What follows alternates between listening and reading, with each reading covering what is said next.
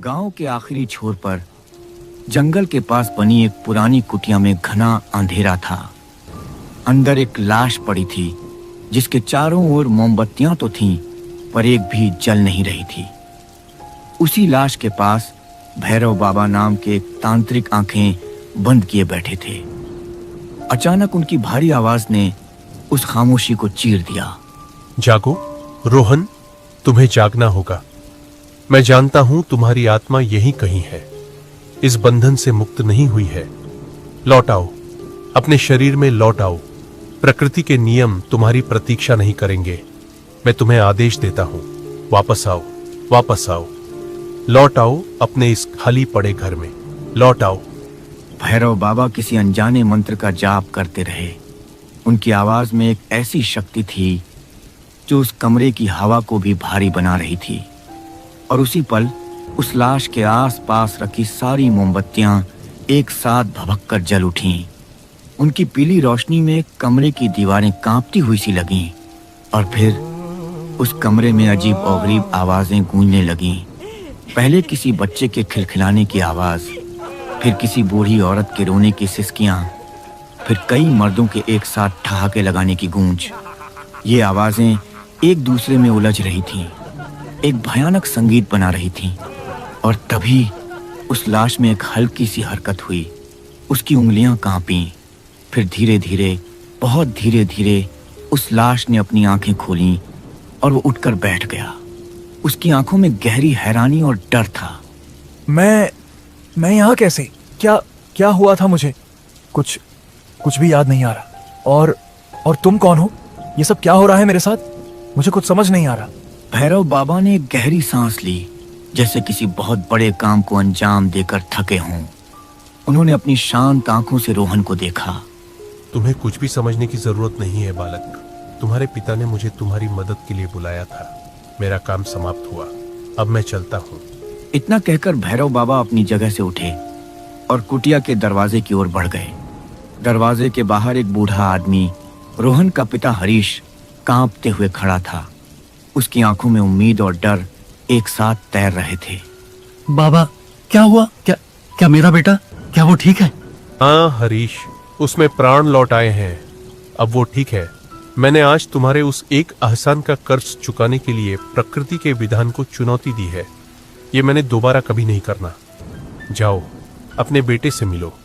उसे जो ठीक लगे समझा देना। पर याद रखना, जो लौटा है वो शायद पूरी तरह वो नहीं जो गया था। अब जाओ यहां से। हरीश लड़खड़ाते कदमों से अंदर गया।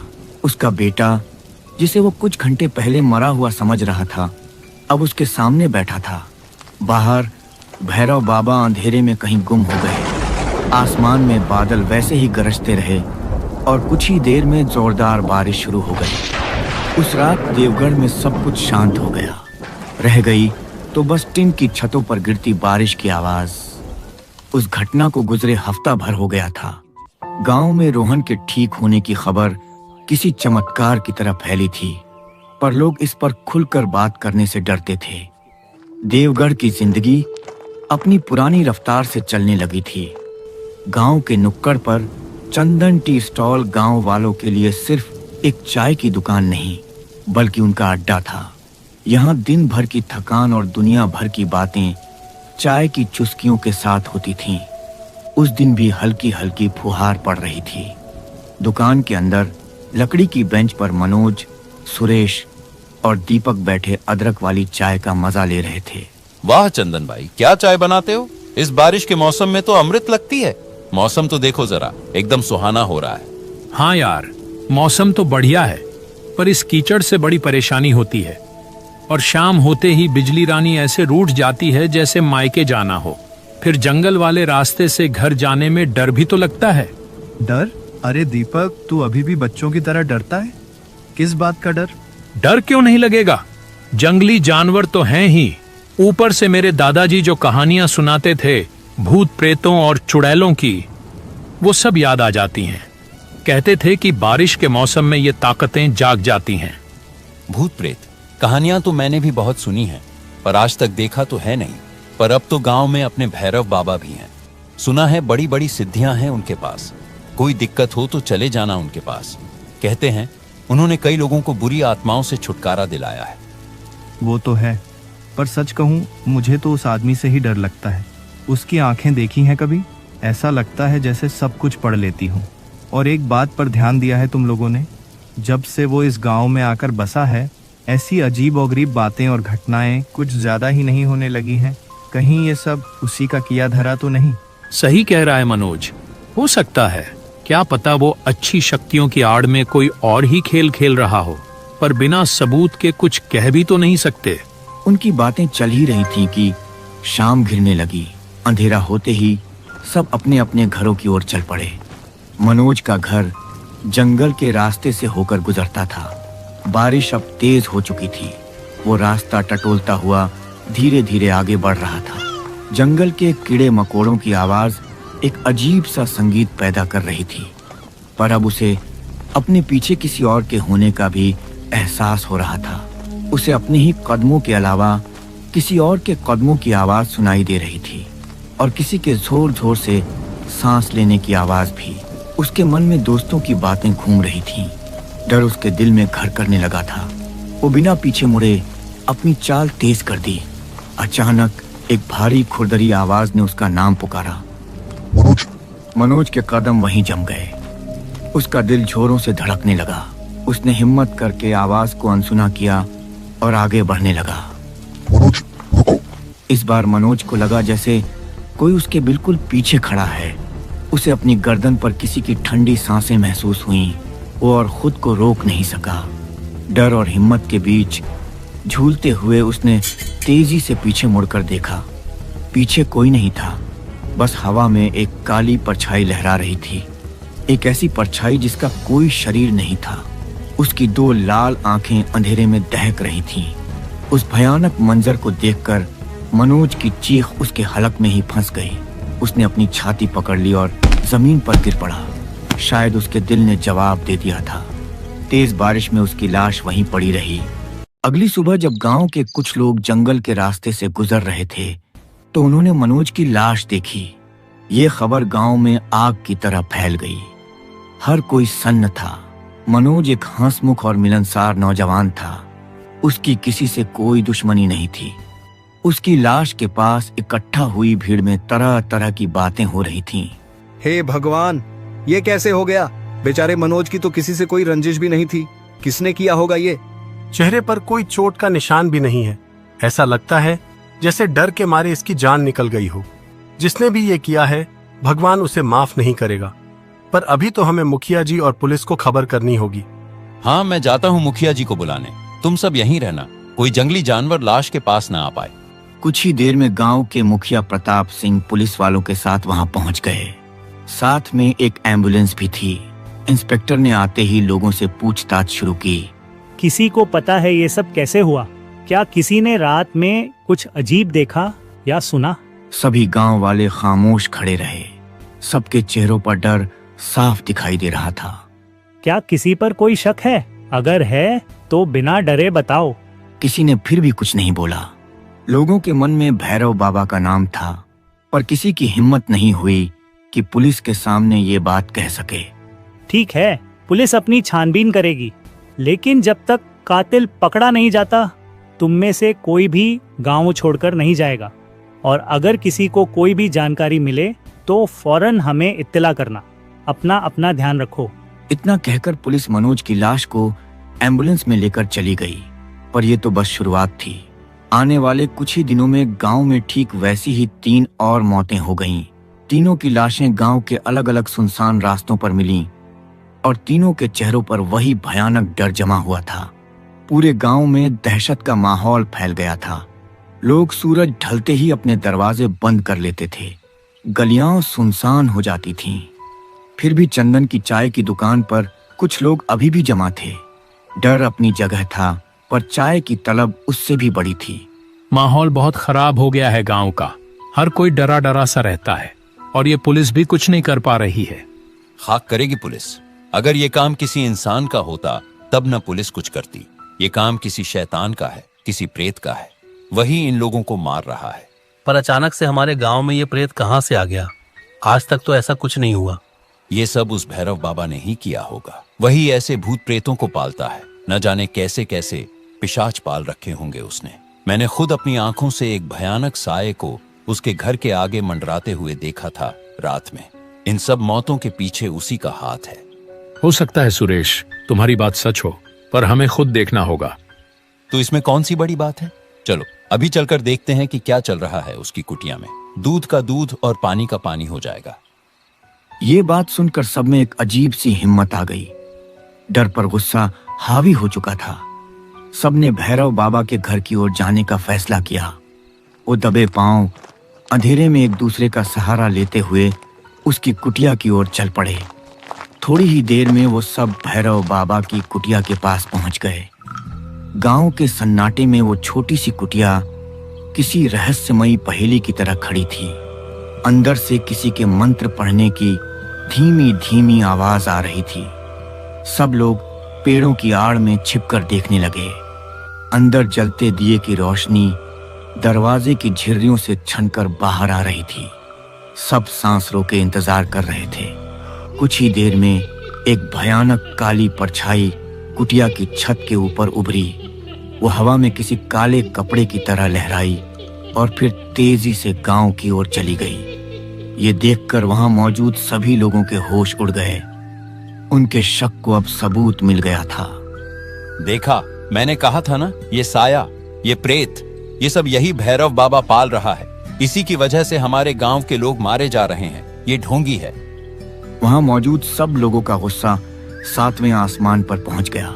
डर अब पूरी तरह से खत्म हो चुका था और उसकी जगह अंधाधुंध नफरत ने ले ली थी। कुछ ही देर में वो सब अपने अपने घरों से मशालें, लाठियां और दरातियां लेकर लौट आए। उनके सिर पर खून सवार था।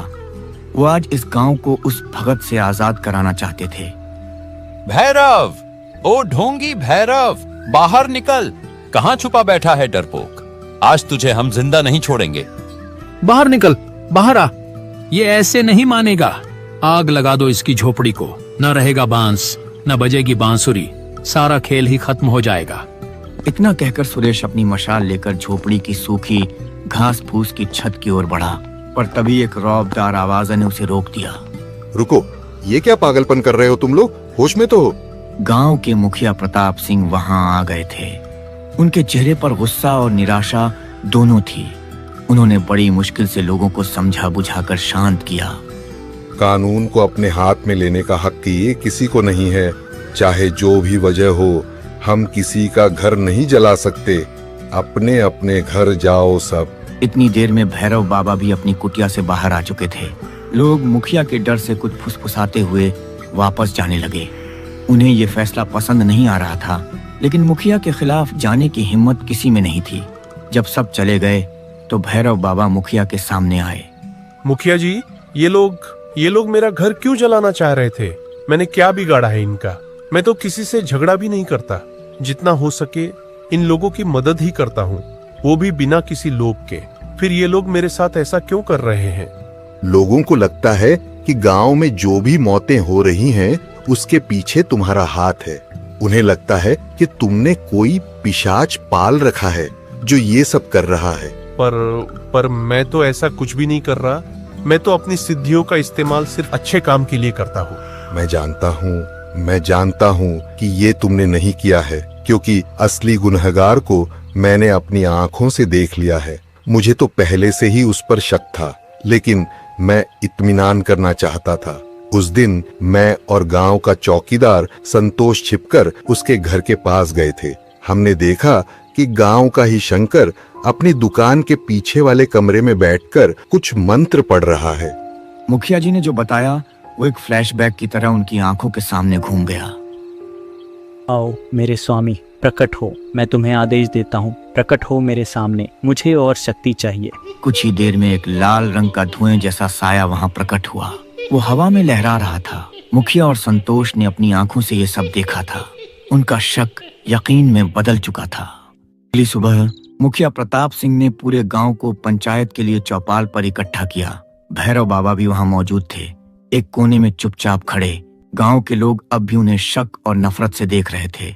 शंकर भी भीड़ में ऐसे खड़ा था जैसे उसे कुछ पता ही न हो।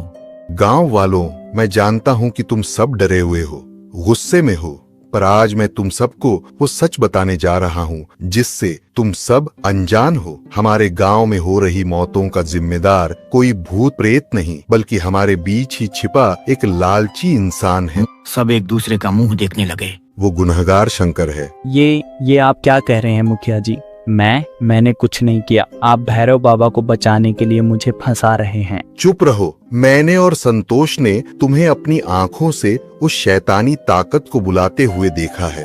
तुम भैरव बाबा से जलते थे। तुम गांव के अकेले भगत बनना चाहते थे ताकि लोगों के डर का फायदा उठाकर उनसे पैसा ऐंठ सको। इसलिए तुमने ये सब किया। तुमने उस पिशाच को उन लोगों को मारने भेजा जिन्होंने कभी तुम्हारा मजाक उड़ाया था या तुमसे उधार वापस मांगा था, और इल्जाम भैरव बाबा पर डाल दिया। शंकर का चेहरा सफेद पड़ गया। उसे समझ आ गया कि उसका खेल खत्म हो चुका है। गुस्से और हताशा में उसने अपनी आंखें बंद की और जोर जोर से वही मंत्र पढ़ना शुरू कर दिया। मैं नहीं हार सकता। स्वामी आओ, इन सबको खत्म कर दो। अचानक मौसम बदलने लगा। आसमान में काले बादल घिर आए और तेज हवाएं चलने लगीं। लोगों के सामने ही वो लाल धुएं वाला पिशाच शंकर के पीछे प्रकट हो गया। उसकी लाल आंखें गुस्से से जल रही थीं। गांव वाले डर के मारे चीखने चिल्लाने लगे। वो पिशाच मुखिया की तरफ बढ़ा, पर तभी भैरव बाबा उसके सामने आ गए। उन्होंने अपनी झोली से कुछ भस्म निकाली और एक सुरक्षा मंत्र पढ़ते हुए उस पिशाच की ओर फेंक दी। रुक जा अधम, प्रकृति के नियमों को तोड़ने वाले का साथ देना भी पाप है। लौट जा अपनी दुनिया में, वरना भस्म हो जाएगा।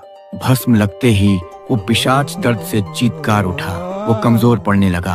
अपने बुलाने वाले की शक्ति के बिना वो यहाँ टिक नहीं सकता था, और शंकर का लालच और नफरत भैरव बाबा की निस्वार्थ साधना के आगे बौना साबित हो रहा था। कुछ ही पल की जद्दोजहद के बाद वो पिशाच एक जोरदार चीख के साथ उसी लाल धुएं में बदलकर गायब हो गया। शंकर जमीन पर गिरकर हाँफने लगा। उसकी सारी शक्ति जा चुकी थी। गांव वालों ने उसे पकड़ लिया। अब उनकी आंखों में भैरव बाबा के लिए शक नहीं, बल्कि सम्मान था। उन्हें अपनी गलती का एहसास हो रहा था। उस दिन के बाद देवगढ़ में फिर कभी कोई अनहोनी नहीं हुई। शंकर को पुलिस के हवाले कर दिया गया। गांव वालों ने मिलकर भैरव बाबा से माफी मांगी। भैरव बाबा ने सबको माफ कर दिया, क्योंकि वो जानते थे कि डर इंसान को अंधा बना देता है। गांव में जिंदगी फिर से पटरी पर लौट आई थी, पर अब गांव वाले एक बात समझ चुके थे, असली शैतान बाहर नहीं, बल्कि इंसान के अपने मन में बैठे लालच, नफरत और अंधविश्वास में ही छिपा होता है।